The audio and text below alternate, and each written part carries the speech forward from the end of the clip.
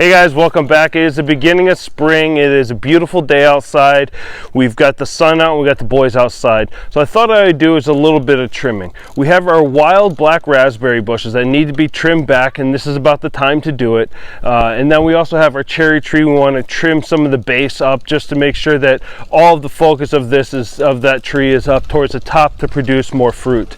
So we're gonna get that done today. It's gonna be a short video. We're gonna have some fun with the boys and we're gonna get going.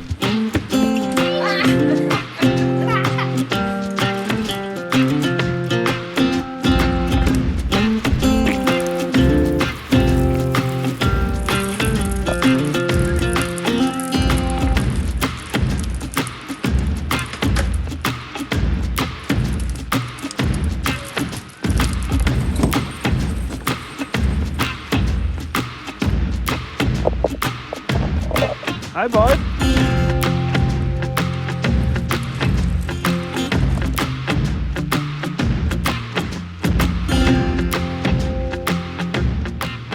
Really what I think we're going to do is just trim up a lot of the dead wood and dead vines and just leave last year's vines out.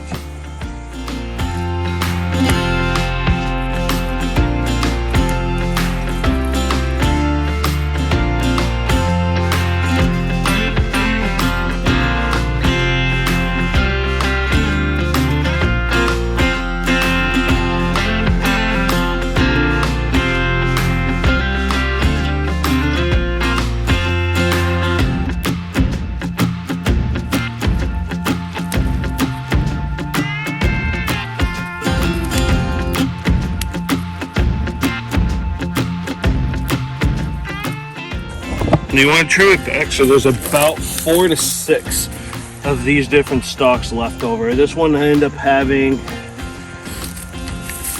4, 5, if this one looks like it's dying. So I got 4 left over on this little one right here. This one here I only have 2, but it still looks like it's pretty young.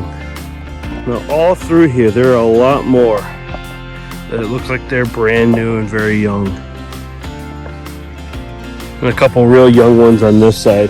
I don't believe we got any fruit from these last year, but hopefully this year it's looking pretty good that we might actually get something out of it. But this kind of salt pad, this I would like to remove this year, as well as this one right here. I think this needs to come out. It's dead and it's just taking up space. And with those gone, maybe I can propagate and get more raspberry bushes through here. Maybe get rid of this tree. This tree is dead as well. So what I'll do is end up taking these out and maybe clear this area out so I have a path through here so I can actually harvest everything.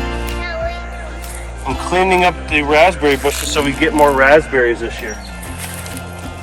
Does that sound good? Yeah, but I don't see any raspberries. It's still too early. They haven't started growing yet. I get it. Yeah. I don't see any yet, so Now once a lot of these raspberry bushes start to grow, what we'll do is try to trellis them so we can try to manage their growth and try to make it so it's a little bit easier to pick.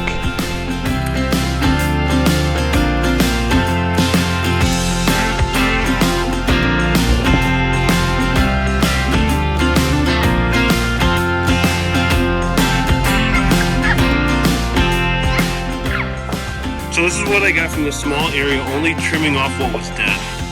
Keeping everything back isn't just going to help the growth of the plant and the fruits and the berries themselves, but it's also going to help with the maintenance of our other tools that we use out here. Because I had to replace a tire on the lawnmower when I ran over one of the stalks that was extended out into the grass, and it popped the tire. I have a tubeless tire and it punctured a hole through it, and when I took it into Cub Cadet, which is up the road, they were able to pull a thorn out and showed me the size of the horn. The thorn was almost an inch long. So we want to make sure that doesn't happen again. So we're going to keep everything off the grass and try to build this area out a little bit so we have more room for them to grow.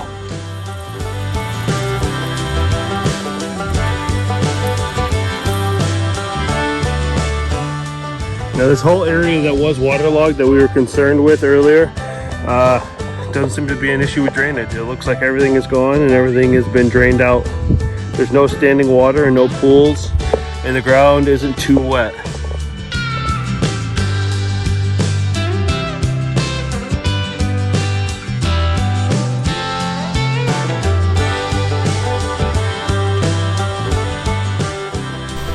Now we're moving on to our cherry tree, and you can see it's starting to produce some of the buds. So what we want to do is really make sure that all of the energy of this tree is going into making and producing fruit. So we're going to trim up the bottom portion of this tree so everything is pointed upwards. We have an abundance of sticks in the yard, so we're going to be picking those up and adding them to the garden bed. We are practicing the Hugelkultur method for the garden beds themselves, so what we need is a base layer of wood. Now I'll explain all of this in a previous video. I'll leave that above and a link in the description so you can watch that and follow along with what we're doing here.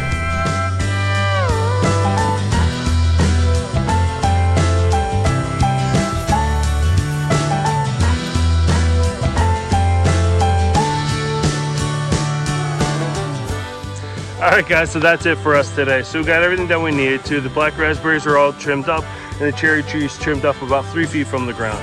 The nice thing is once we actually get the fence up for the garden, the cherry tree will be inside the garden itself. So we won't have to worry about the deer coming and eating all the cherries, which was our issue last year. So we may actually get a crop this year. So that's going to be it for today, guys. We still have a lot of work ahead of us as this is the beginning of spring. So stay tuned. We have a lot more to come. Thanks for watching, and we'll see you soon.